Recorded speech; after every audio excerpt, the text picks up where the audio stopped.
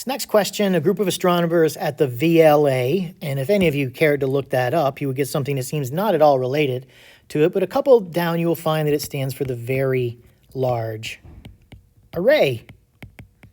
And this is an array of telescopes laid out in a large Y shape, and they all work together to produce images of radio waves, it turns out. So they pick up an unidentified light signal, which could be from any band, with a frequency of 120 terahertz. What color or subband, to what color or subband does this belong?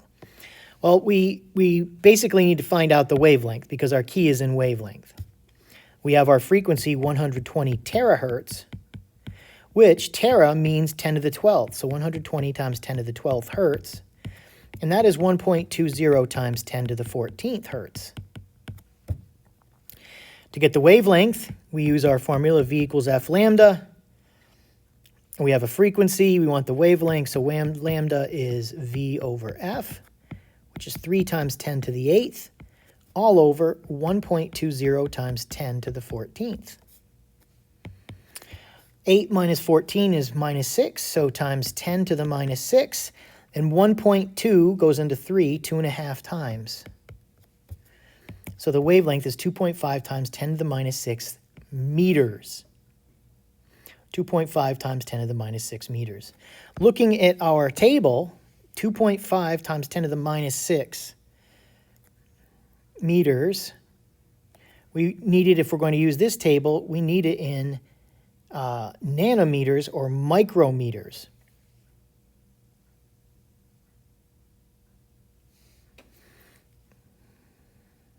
These are nanometers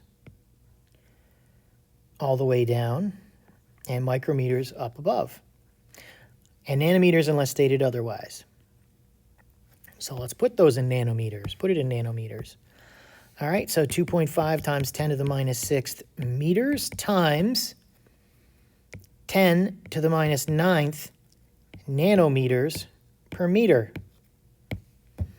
So that gives us 2.5 times 10 to the minus 15th.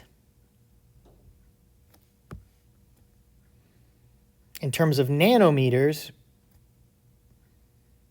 that's going to give us nanometers. I did that backwards, excuse me. I have my signs wrong. So we have meters, and we want nanometers per meter. 1 meter is 10 to the 9th nanometers. That's what we want. 10 to the 9th, not 6th. So that gives us 2.5 times 10 to the 3rd nanometers, or 2,500 nanometers. Going back to our table, 2,500 nanometers.